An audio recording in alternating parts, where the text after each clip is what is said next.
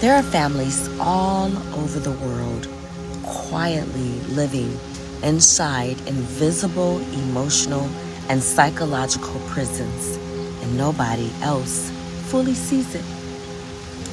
On the outside, life keeps moving. Holidays come and go. Birthdays pass.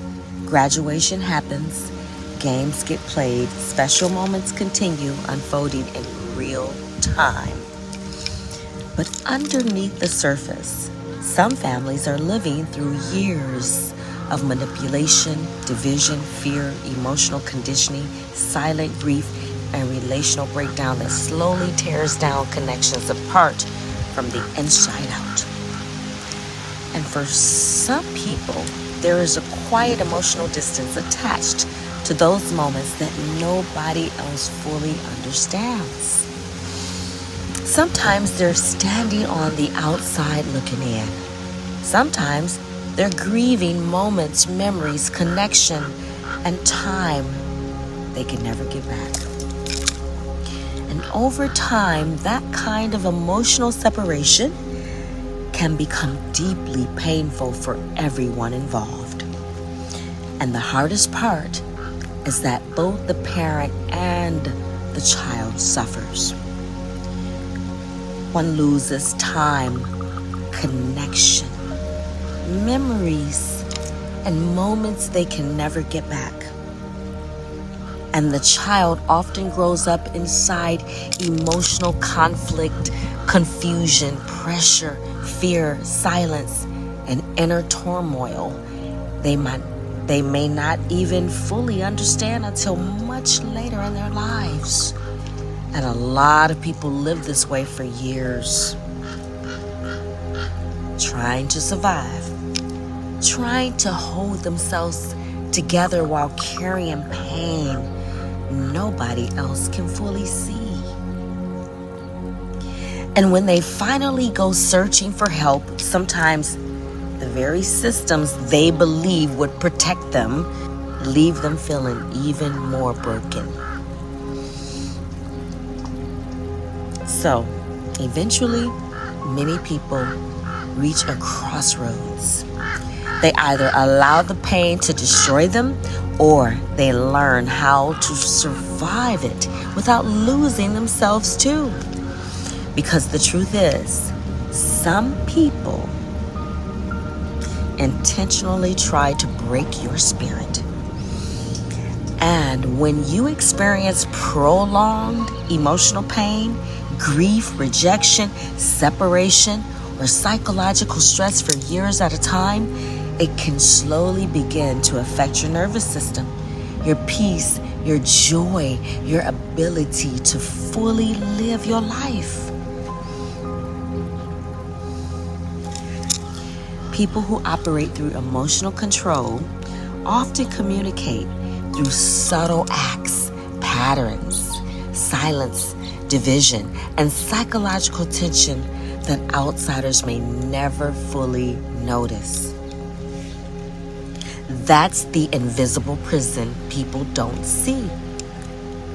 Sometimes the deepest emotional pain comes from slowly losing access to someone you deeply love while they are still physically alive. Over time, the connection begins to feel further and further away. You may spend years fighting just to remain present in small moments, showing up to games, special events, graduations, or brief interactions, simply trying to hold on to any connection you can. And little by little, the emotional distance can begin to feel devastating. Not because the love disappeared, but because the relationship itself slowly becomes harder and harder to reach. And the kind of emotional separation can create invisible forms of grief that is difficult for most people to fully understand unless they've lived through it themselves. For years, I lived in reactionary mode, I was angry. I spiraled emotionally. I vented. I grieved deeply.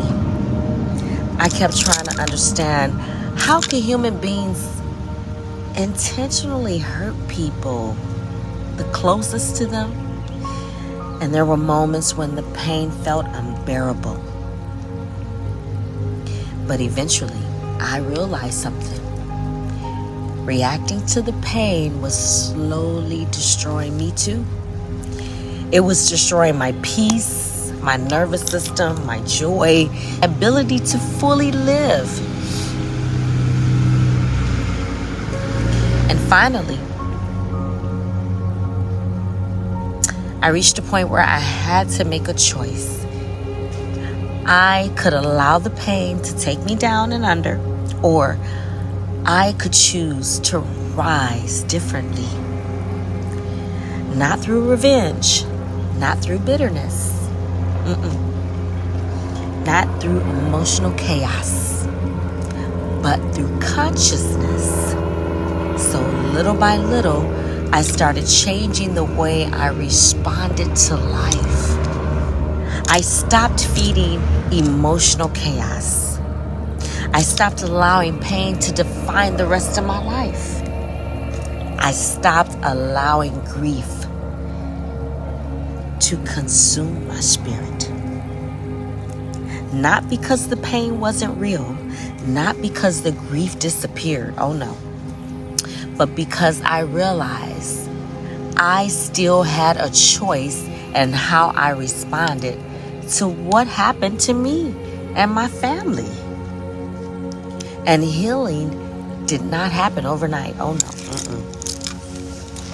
It took years.